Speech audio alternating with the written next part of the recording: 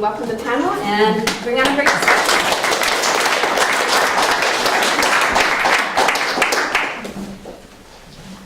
So I think they want me to start.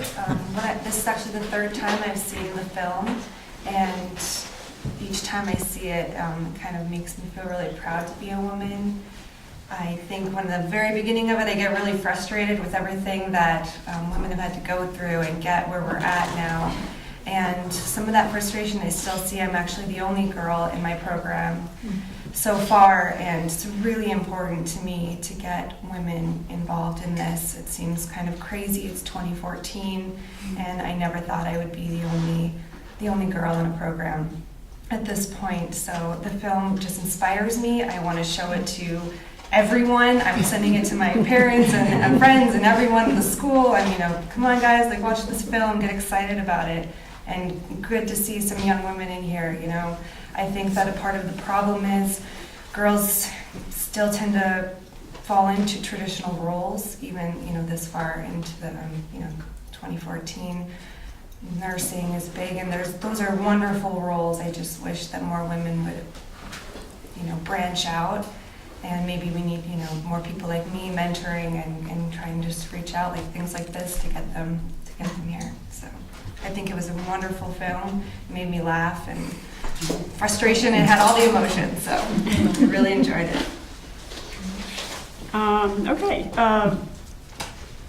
I found this is also my third time watching it, and as Jamie said, every time I saw it, something new would come to light. But I will admit, my favorite quote of the whole night was Mike Mullane's comment about men being from the planet Arrested Development. and throughout my career, I keep thoughts like that in my mind when I work in a predominantly male environment, and kind of treated as such. And you do go through and you do get comments made to you. You are treated slightly differently. And I just kept in the back of my mind that I'm here for a specific job, and I'm not going to entertain that side of it. I'm just going to put my head down, do the best job that I can do. And if I'm better than the guy next to me, and if I know more than the guy next to me, there's nothing that they can hold against me. And it's refreshing to me. I have been in a couple of dual or multi-women cockpits, which can be very entertaining. A couple of times, myself and the co-pilot would turn around just to check the back, see how things are going, and multiple heads would come out into the aisle. And wow, what's that? Two women in the cockpit. And one woman, she just was brilliant. She said, "It's okay, they let us out on the weekends." And it just kind of, it lightens the feeling up, and it's funny. It's just it's all on how you deal with situations. I find you have the people that say, "Oh, well, that's not right. They said that to you." I can't tell you how many times I've been flying, and I'll make my announcement to air traffic control, and you'll hear over the airways, "Oh, another empty kitchen." And Another what? Another empty kitchen. That was the most common one. You hear it all the time. And sometimes the person I'm flying with, it was, "Wow, I can't believe people are doing that." And I think, well, I'm doing my job, and I'm not going to entertain whatever is going on in their mind. Odds are the person sitting next to them is probably punching them in the shoulder right now, saying, "What are you doing? You're going to get us in trouble." Something like that. And interestingly enough, it was not necessarily the older generation that would be making these comments. These people, you could tell by their voice, were the same age as myself. And I just kept reminding myself that I believe it was an insecurity thing, or a desire to impress the person next to them by making a comment. And I would let it go at that. I mean, you don't want to, I didn't want to be a squeaky wheel in that situation. I wanted my actions to speak louder than anything that they could say. So. I'm impressed by both of you. Totally, for so many things and so many reasons. And kudos to you for being the only girl in the class in the program. Yeah. And that's what it's all about. I mean, you keep thinking there's no more firsts or the only ones, but it doesn't stop. It doesn't change. And one example, I'll come back and talking about the film, but one that just resonated with me. I'm so glad to see the girls here, the young women. Your parents, thank you for bringing them. That's the best thing you can do in terms of breaking the stereotypes and making dreams and opening up the world of possibilities, which is what I think it's all about. What I was going to say, what was I going to say here? I was like, I put myself right off track already. The film just keeps resonating with me. I've seen the film. It resonates with me because it's been a part of my life. Big time, big time, big time, big time. I grew up in a very traditional household. I'm going to date myself here, which I don't like to do, but I will. I grew up in a very traditional household. My dad, sorry Dad, he was a chauvinist. And we always butted heads on all kinds of things. So I didn't dream up thinking, grow up thinking that you could do anything that you wanted to. I was fascinated with space. I grew up in the space age and seeing a lot of the people that you saw in the documentary and grew up with fascinated, absolutely fascinated by it. I never thought about becoming an astronaut. My brother got the telescope, and he got the erector set and the chemistry set, and I got the girl toys, and my brother was younger than me. And I liked his toys a whole lot better than mine and used them. And we were always getting in trouble for doing something or other with that stuff. But that was how I grew up. So I didn't think ever about becoming an astronaut. I was fascinated with space. I watched the astronauts walking on the moon for the first time, watching a whole lot of other things happening, and remember distinctly running outside that night and looking up at the moon, and it just kept going. Yeah, I knew I couldn't see them, but there's people up there. There's people up on the moon, and that was just absolutely awesome. In so many ways, it's the only right word for it. It just brought so many thoughts, so many feelings. I was in college at the time, and I was on my path to be a teacher. And that's what I chose to do. I did all kinds of, questioning while I was in college. I wanted to be a marine biologist. I want to do this. I want to do that. I was, the kind of person that had lots of interests all over the board on that one. The film resonates with me. Going back, I'm going to stick with the moon for a minute here. I'm going back in time. But Ray Seddon, actually, one of her sentences, she used a word that just irks me to this day, and I'll explain why in a minute, but she talked about the manned space program, or that men had made the spacecraft. And that's the part that we need to be conscious of all the time, that words do matter.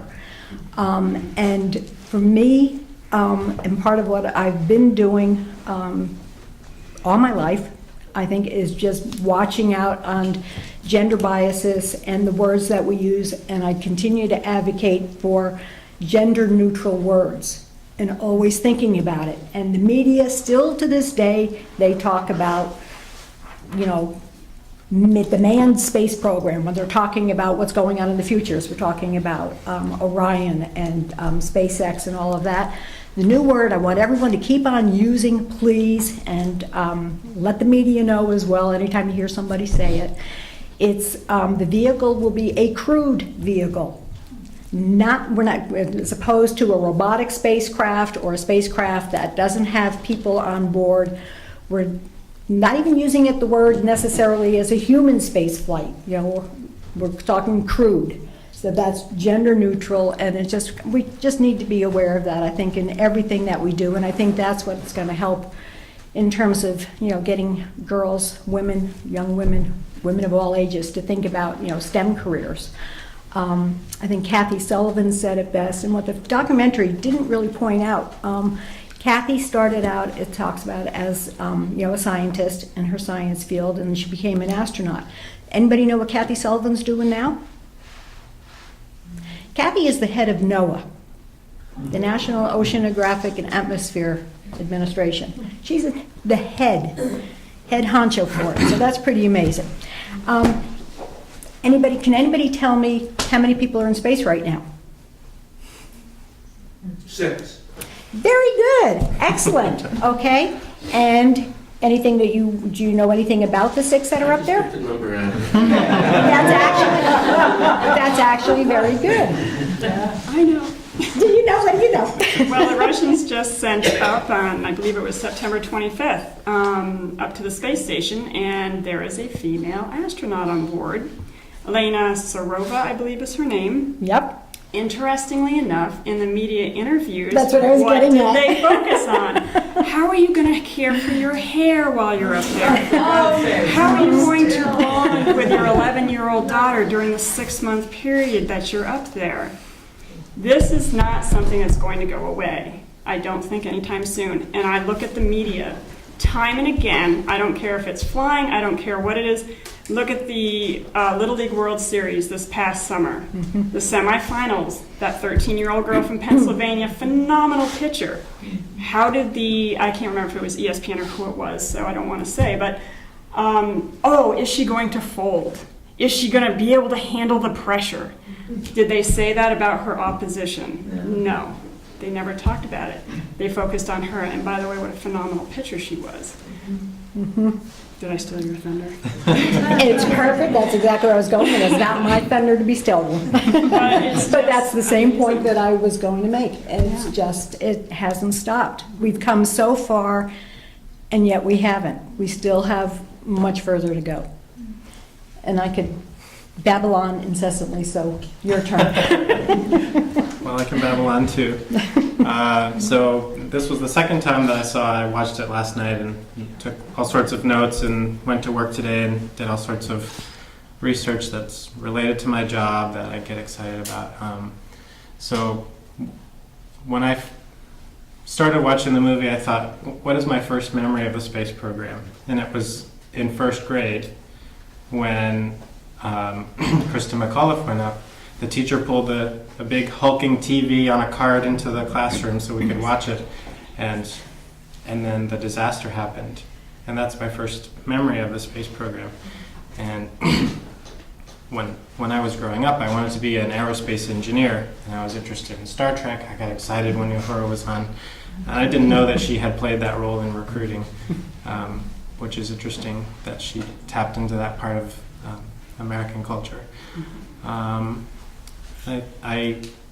I learned some things in doing a little bit of research that the Russians were the Soviets were the first country to send a woman in space.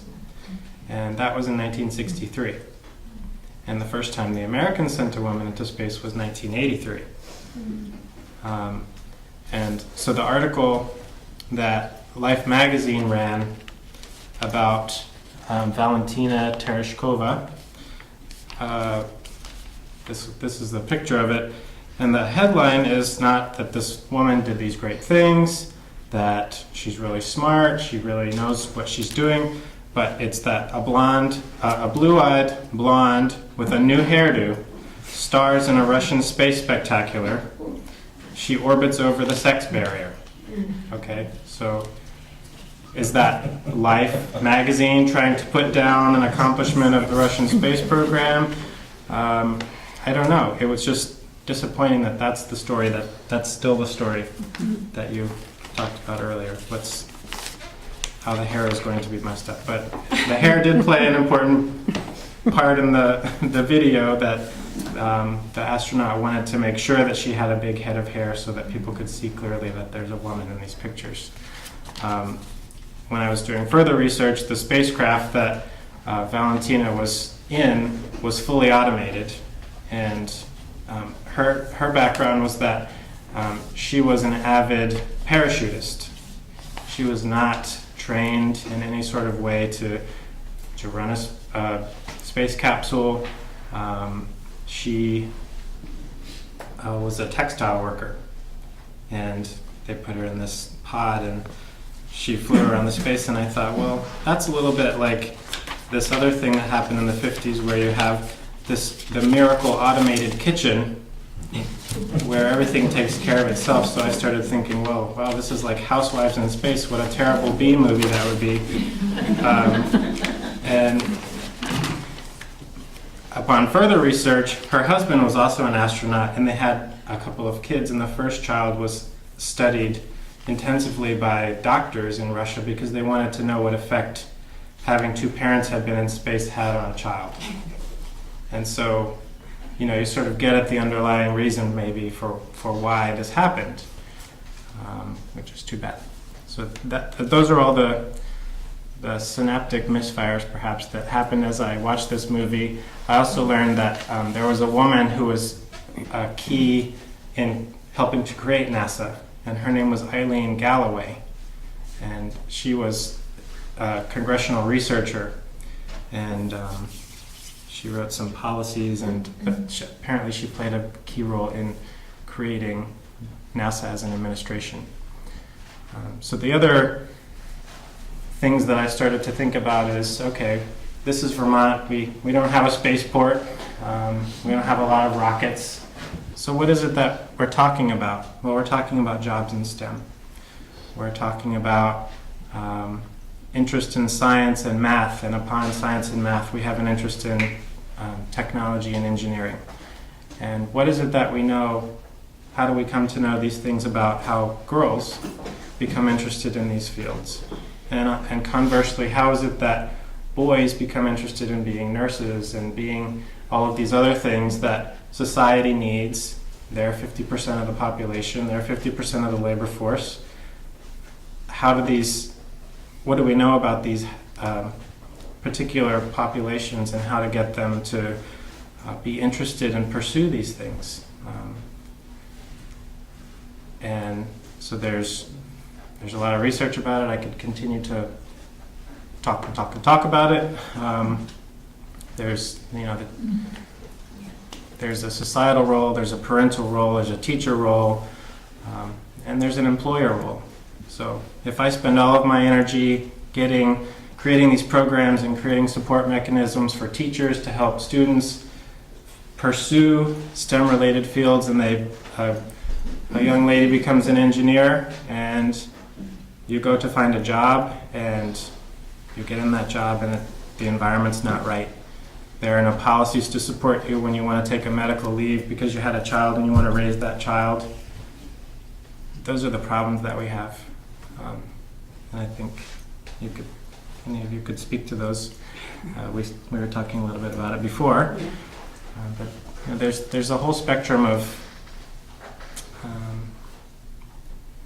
opportunities. I won't say problems, but opportunities that What were the findings of that study, how the children of two astronauts developed?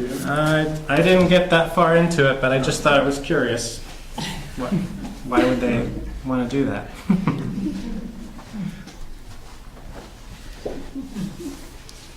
Are there any questions or comments for the panel or your own perspective of the film? So Gail, you were in the Teacher in Space process. Correct. So can you talk a little bit about what that was like, what they were kind of trying to draw in? Was it just a teacher? Were they looking for people particularly in science and certain levels of elementary or high school? Or We ran the full gamut. There were, let's see, I'm going to get the number here straight. There were about close to 14,000 applicants, and they went through a whittling down process in each state in terms of, narrowed down to 114 that they brought together for an education conference, and part of the selection process initially, to narrow it down to 10 from that part.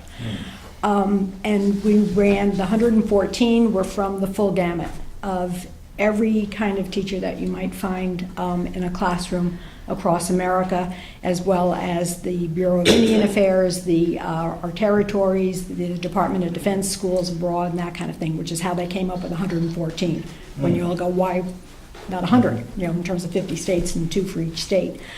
And every subject area was covered on that one. So for some segments, when we were all together in Washington, there was the elementary group for some of our activities and things that we were doing, and others were the high school group, and then many times we were all together for different things that were going on. They were looking for a communicator. They were looking for a person who would connect. I mean, as far as what we understand, there's still, we don't know in terms of what went on in the judging process and the ultimate decisions and all of that. And there were 20 judges from different fields that were all brought in as part of the interviewing process when we were in Washington for that week. And again, that range, there were university presidents and people in academia. There were people from celebrities. There was Wes Unfeld, I remember, was one of the world of sports, basketball player was there. Pam Dauber, who people might know was Mindy from Mork and Mindy. An interesting elevator conversation with her. She was there. So they were looking for how you would connect, knowing that the teacher that was selected was going to be, the media would be all over it, and how are you going to relate? And could you, in terms of someone who could relate to everyone, from Johnny Carson show and dealing, with America there, and basically a way to bring, space education, the importance of space there. As I think back on it, in terms of time, I'm going to put a little perspective on it as well, in terms of the crazy time. I mean, that was 1984 when, as you saw in the film, when the announcement came out from President Reagan. And the shuttle first started flying in 1981. So it was very much still a new spacecraft. It was still, spacecraft is always going to be risky. That's just inherent with it. You're dealing with rocket fuel. That makes it risky, It's just the way, where they're going. It's just all part of the whole thing and the mechanics and how it all happens. They made sure while we were together during that week in Washington that we understood that this was not going on a carnival ride, that we understood what was involved, and we all had the option to opt out if we so chose. So I want to make that part very, very clear, that we knew what we were getting into, wanting to go. I want to add that I still want to go, despite what you saw in the documentary, and it's still hard for me to watch. It will always be hard for me to watch. I was there the day of the launch. I remember how cold it was that morning. I remember everything about that day and beyond. It has not changed what I still want to do. It does not change the fact that I believe in the importance of having dreams, going for your dreams, whatever your dreams are. That's what it's all about. We've come full circle. As hard as it is for everyone to watch that, and I heard the intake of breath when you got to that part. I still watch launches and I don't breathe until we get past, main engine cut off, and even then it's still risky. Anybody know that there was a spacewalk that went on today? 2 people were out, as Kathy Sullivan says, not spacewalking, but Were there both men working. and women in the teacher group, or? While we were in Washington, So- the 114? Well, was it, when they were doing the selection process, were they trying to keep it balanced with men and women, or was it? Have no idea. When you looked at the 10, there was a good ratio. There were a lot of women. There were a lot of men. I don't think I've actually counted, but I look at the photos, I'd say it was probably just the way it turned out. Yeah. I think it's the only time in my life that I ever said, I would be willing to be a token woman, if that's what it was going to take, to make it the cut from Vermont, to be one of the two. I was the only woman there with 4 other guys when we went down to the 5 of us were brought in terms of the final semifinals in Vermont as part of the selection, and sitting there in the corner of the room with video cameras and feeling like this kind of that. Being asked, give your philosophy of life in 30 seconds, among other questions. So there was a good ratio in terms of the men and the women. In terms of the final 10, there was still a good ratio. I do not know, and no one has ever told us what the specific parameters were. I don't know if NASA ever will. We've had lots of conversations and all of that. We all claim to be number 11 in terms of, what's your pecking order after the top 10? I go, I'm number 11, and so does everybody else who jump up and say the same thing. We have no idea. It was an amazing process, an amazing experience, and we are still a tight group. We bonded in a very, very unique way. You had 114 people who all share the same dream. You had 114 people, despite it being a cutthroat competition, if you want to call that, to be the person selected to go on the shuttle.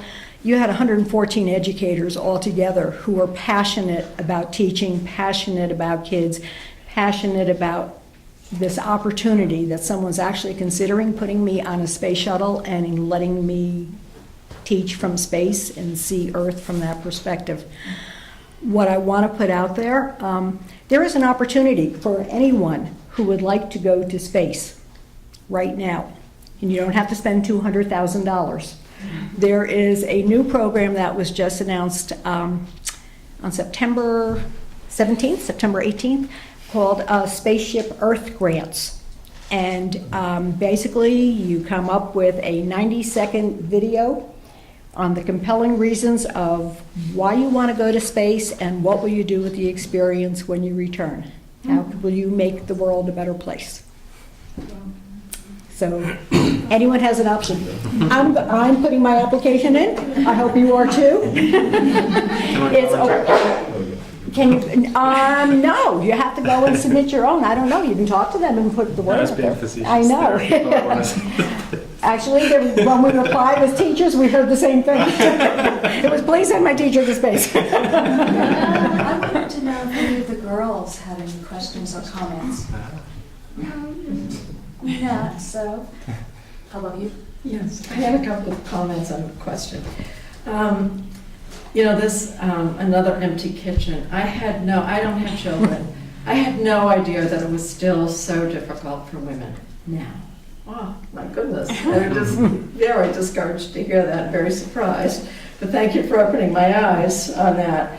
I did notice that the first pilot in space made her way through to that position through the military. She was a military test pilot. Mm-hmm. So I thought that was interesting. And I had another comment too about another empty kitchen. It wasn't too long ago, it was within this past year, I was watching the news with my 90-year-old father, and we were watching Scott Pelley. I can tell you the station that it was on, CBS Scott Pelley. It was this past year. And the woman, what was her name? Funk? Wally Funk? Is that her name? Yes. They did a story on her. And she talked about how difficult it had been her whole life to get respect or whatever. And at the end, it was one of those stories at the end of the news, and he's always sitting there, watching the screen, and then he looks with his glasses, well, good night, and he's watching, and at the end of the piece, he goes, and he laughs, and he shakes his head. And my father picked it up, God bless him, he said, look, he's laughing at her. He's shaking his head and laughing at her, and she was very serious through the whole piece. So that was but anyway, that just happened. But back to the military as a route, possible route. You mentioned science and math. Military may be another idea. And also I was wondering, flying, learning how to fly, getting our pilot's license, or perhaps astronomy. So I'd like to have your comments on those ideas for 3 other avenues that might interest women in this field. Well, I can say from the flying perspective, back when I was in flight school, there were only 2 females in the class as well at the time. The interesting thing was whenever we had quizzes, we'd get our quizzes back, our grades, the guys would all jump up out of their seats and come to my desk to see what I got on my quiz. Because I had to beat the girl. But if you turn that into something constructive, I'll tell you what, I never got less than 100% on every one of my quizzes in that class. It pushed me to be as, best that I could possibly be. In terms of encouraging girls, unfortunately right now, we are less than 10% females in the airline world. I believe it's even lower than 7% at this point. I don't believe those numbers are climbing. I think they're actually going the other way. How do we change something like that? I don't know all the stats off the top of my head, but I think when you have monumental things that happen in history, it doesn't matter what the subject is. It could be, a big Olympics in a specific sport, and all of a sudden for the next 5 years, everybody in the United States wants to do that specific thing. We had, the shuttle program with Kristen McAuliffe, or when Judy Resnick or any of the others first went into space, especially with the 60s and 70s, civil rights, women's rights, all those things coming into play. There was a big push, and their eyes were finally opened up, or I should say the men's eyes were finally opened up, that this is an opportunity for women. How do we continue that concept when our numbers are actually starting to slide in some of these areas the other way? And I started to think about it. I happen to have 2 boys, 7 and 9, and but I know a lot of my friends are part of things like Girls on the Run, and encouraging girls to do things. And I started to think, where does this start? And he had mentioned education and parents and things. I think the very first thing, it starts with parents. What are the parents' views on girls in these subjects? And we can sit here as women and say, I think women can do anything. But what are the kids actually hearing at home? What are they hearing, and what is their home life situation like? So we can send all the emails out to the parents, or all the handouts through the kids home to the parents. What are they doing with those? Are they going in the circular file? I'm a busy parent. I can't read every email I get. It's just the way it is. So where can we go from there? Well, we can go into education maybe, and have teachers. I was trying to brainstorm some of this stuff this morning. If teachers, even if the education system had something like each year they focused on something, whether it's, say this year it's space, for example, and all the grades through K right on up to either 8th grade or 12th grade incorporated something about that particular topic in all of their, math, science, even English, any of those types of things, it would be sort of an inundation of that particular topic. And it can go, space and technology and all those types of things. And it's not just this one time where someone comes in and does a presentation and it's quickly forgotten. We remember things through repetition, or we think of things through repetition. And I think the more that, if you can light the fire in the student, in the child, sometimes regardless of whether their parents think they can or can't do it, or whether or not they want to get them involved further in that topic, that child, if they have that fire, is going to hold on to that. They're going to find somebody, somehow, whether they talk about it with their teacher, if their teacher is in tune to that, they'll find some way to get that student the resources that they need, or point them in the right directions to help them pursue that particular topic. So I think the school system is a great way to start something like that. The STEM program is great. Again, I've gotten an email about the STEM program from school, but I really personally don't know a ton about it. I was just trying to think of ways to, how can we get people interested? She does go to schools and give presentations. People like Jamie can do job fairs, and myself open ourselves up to possibly going and talking with different students, but it can't just be on a one-time basis, I don't think. I think it has to have some kind of repetition to start making things click and start making things make sense for the students. So, if we go and talk about engineering, well, that's just such a huge, there's so much in engineering that you can do. And where can you take it? You're not just sitting in a laboratory. You could be in space doing this. You could be in the bottom of the ocean doing this. There's just so many different facets, and I think that information is not necessarily out there So or it's available. could I just pick up on a thread that you have mentioned there?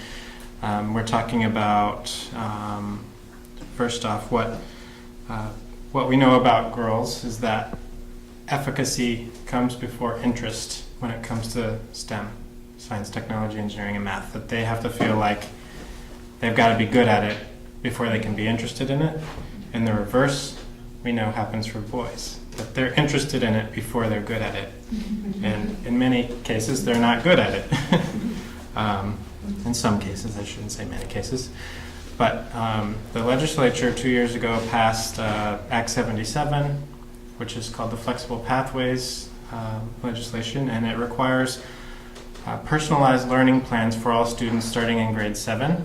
I think this school year or next school year is when it starts.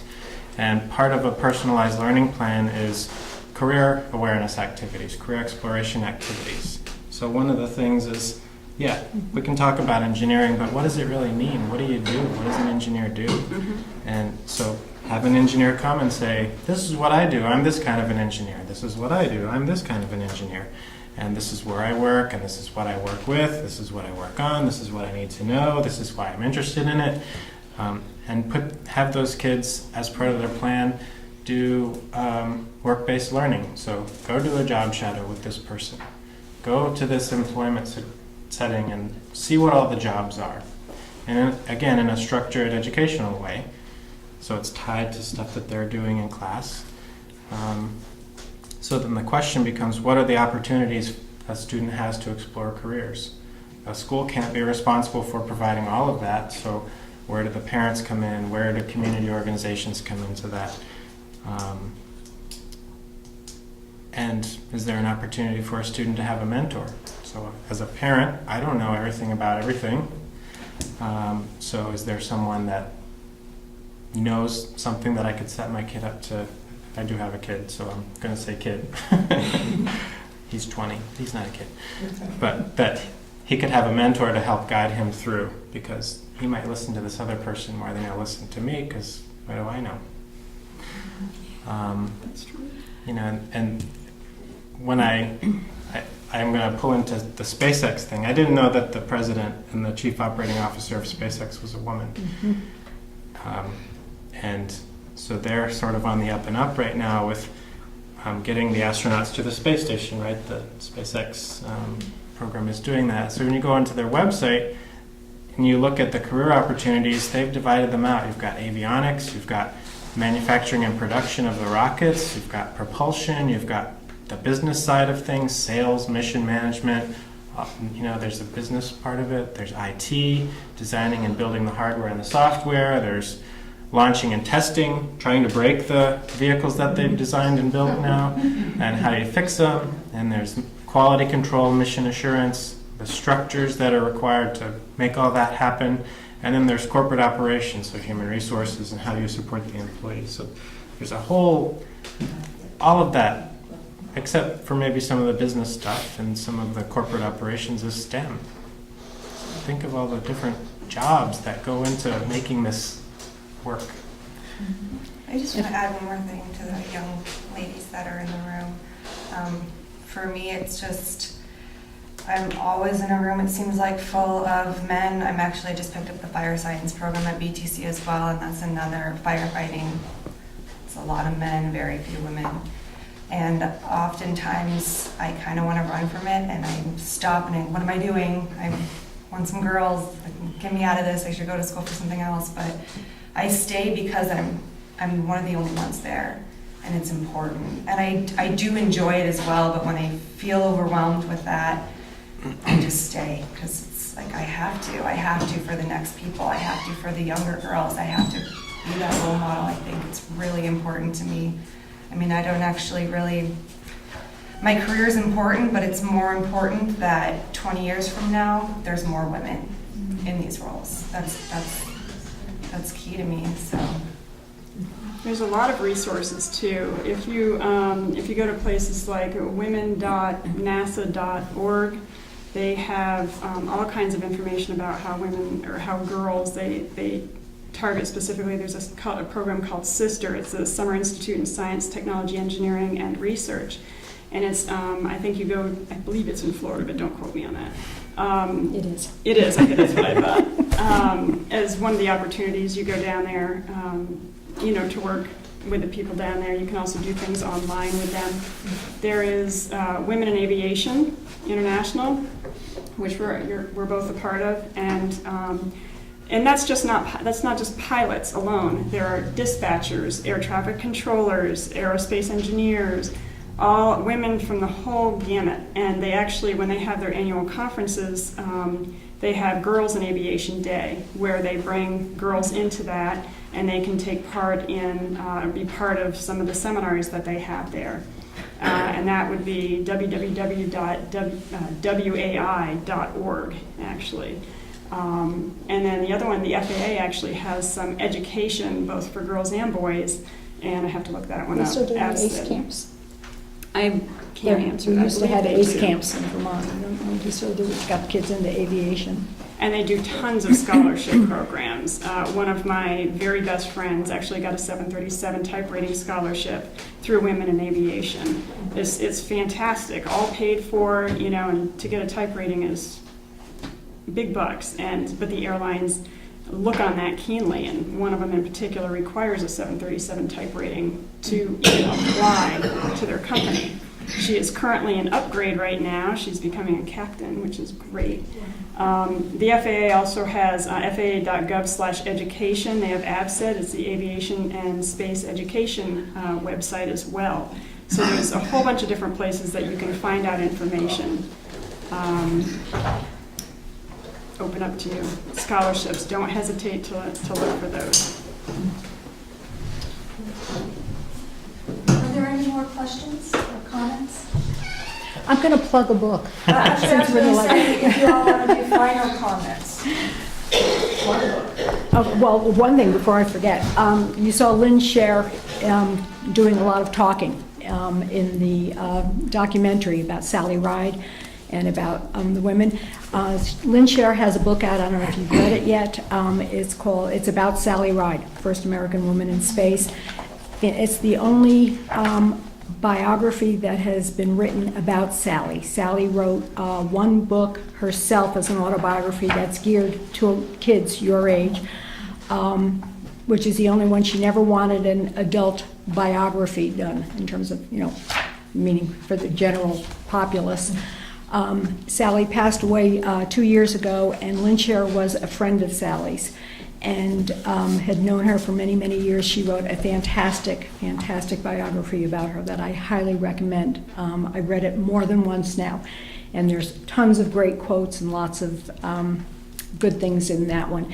And there's also Sally Ride Science is on board. There's also to get kids involved and letting teachers know about resources, I think is kind of thing that we're all sharing. Teachers are busy, busy people, and they're pulled in so many different directions, and they don't always have time to find the resources in terms of things that are going on, which is what I try to help do in Dovetail. So you're welcome to follow me on Twitter, which is @9DogNight, which is the dog side of my life as well as space. I combine dogs and space. I can do it. There is a logic to it. There's a reason for it. It all makes sense. It's two of my passions, but there actually is a real thing, that a NASA program involving sled dogs. So at one point in time. So anyway, and I'm also on Facebook as AT Sled Dogs Vermont Space Education Program. You can hunt for me and you'll find me. I pop up, and I'm sharing resources all the time on there to help get word out there. Speaking of which, I was going with the Sally Ride thing. There's a program called EarthCam, and as you notice in here, being in Vermont, I know a lot of people don't want to hear about going to Mars or anything else, okay? Where I know about money, economics, all those kinds of things. So I always really importantly want to point out another part of what we do in space is looking at Earth from space, learning about our home planet. How can we take care of this planet? How can we protect this planet? We've screwed it up. We all know that. We need to fix it. And that's all part of what NASA has been doing for 57 years. This is NASA's birthday in the month of October. And this is the 57th year of being NASA from when they first started earlier than that, which was NACA, and becoming the official National Aeronautics and Space Administration, that final one. Also want to point out that this is World Space Week, which I am thrilled that we are doing this program today. During this week, you have no idea. Sputnik was launched on October 4th. So every year, annually, from October 4th to October 10th is Global World Space Week. And it is celebrated acknowledging the past, bringing us to our present, and where we're going in the future, and thinking about all of those things. Tying it in, one poster that is the oddball, which one is not like the other ones, is the one about peace. But if you look closely on the work glove that's there, okay, there's a reason why I brought this poster, and I found it today, and I'm so excited about it. I literally found it in a gallery. Up on the space station, we have crews, astronauts, cosmonauts, people from different countries working together. And actually, this is also Nobel Week, when the Nobel Prizes are being given out. There are a bunch of people who've been trying to get the International Space Station recognized as, to be a recipient of the Nobel Peace Prize, because despite what's going on Earth, despite all the politics going on between Russia, the United States, whatever, the astronauts, the cosmonauts, whatever you want to call them, they are all sailors to the stars. They are all living and working in space, and they are great friends, and they are working together constantly. Today was one example with an American and a German out there in space fixing things, installing things on the International Space Station, orbiting way up there, flying overhead. What language do they use to communicate? Depends. Sometimes Russian, sometimes English is the universal. American astronauts know Russian? American astronauts have, been trained in Russia. Actually, Middlebury was known for their foreign language, and many of them came to Middlebury to go and learn their languages. And they go over. Yeah, but the good thing is that we're getting our own. We're back to going to be launching our own spacecraft. We won't have to pay to go on the Soyuz rockets anymore. We won't be paying Russia for that. So there, I get my political plug in there. You can't get away from the politics, but we will be having our own spacecraft to take our American astronauts up there again. So it'll be it's called Launch America is the hashtag. If you want to read more about it, if you're on Twitter or any social media, was the big push on that one. But it's an exciting time. Not everyone gets to be an astronaut, but you can be a part of the space program here on Earth. There are space artists, people who design the really cool mission patches that the astronauts, use, and posters and all kinds of things. And we're doing the artwork for the posters that you see up here looking on Earth. There's artwork design in terms of graphic design for every program and every agency and everything that goes on related to space. There are artists that do that. There are, because I go for STEAM, not just STEM. But also, I'm going to point out that here in Vermont, we have companies that have made different components of things that have gone up into space. We have fuel gauges that were made here in Vermont that went up in the Apollo program as well as on the space shuttle. We have wires that were made here in Vermont that were all integrated. Those are engineers, those are manufacturing, those are people that do all the what ifs. An engineer is a person who says, what if this happened? Engineers are just incredible. I have such admiration, incredible brains, because they figure out how to do things. They're problem solvers. So if you like doing puzzles, if you like asking what if questions and you drive your parents nuts all the time, you've got the makings to be an engineer. Parents, point out things that are engineering all around you as you see them. Pumpkin chunking the other week, in Stowe. There were trebuchets. There's all kinds of engineering involved in figuring out how to launch a pumpkin and fly it across that field and get the greatest launch possible in distance. Engineering is all around us. As a teacher, my greatest thing was having a workbench and tools in the classroom and dragging in all kinds of stuff and letting the kids have at it and find out how do things work. Rip that clock apart, an old style clock. How does it work? What can you do with it? How can you make it into something else? Just keep exposing the kids to everything that's around that you see and that you know, and sharing the resources. You've touched on a lot of great ones. There's just so much there, and the classrooms are certainly part of it, but the adults and all around, and finding mentors, I think, and again, as you said, is bringing the careers in. That's what I've done, and that was my master's thesis and all of that. Any other final comments? I would recommend 2 books for parents or educators. One is called Whistling Vivaldi, which is by Claude Steele, and he talks a lot about stereotype threat. And so the woman that you heard in the movie talking about, I'm the first one, I have to do this well, I have to perform, I can't screw up, stereotype threat. And then the other one is a report by the American Association of University Women, AAUW, called Why So Few, which is this thing that I've been fiddling around with up here that talks about the research that I've been mentioning, that girls have to feel like they're good at it before they're going to try it. That's in here. The only other thing that I wanted to add was find your passion, regardless of what it is. Young, old, your passion may change as you learn and discover new things. Don't let anybody tell you can't do something. Find a way to do it. Plenty of women who were told they couldn't fly. World War II, 1,072 women found a way to do it. Were they included in the military? No. Were they flying military aircraft? Yes. Did they have military benefits? No. They were denied military benefits. They were considered civil aviators. But they found a way to do it. They found a way to be a part of it. Find your passion. The other thing I like to tell my students is anybody, when you find that passion, read about it for 1 hour every day.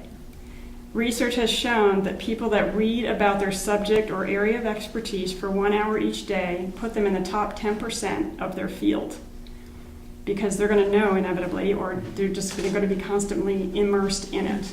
Okay? So I think that benefits both young and old. So get to reading. But don't be afraid to, ask questions. I know when I was your age, I was extraordinarily shy. I sat in the corner. I was very quiet. I never talked to anybody. Even in college, I'd sit through a class and not know the person next to me at the end of the semester any better than I did at the beginning of the semester. But find your passion, figure out what it is, and go at it with full horns. Jamie? That's good. I want to thank you very much for being here. It's been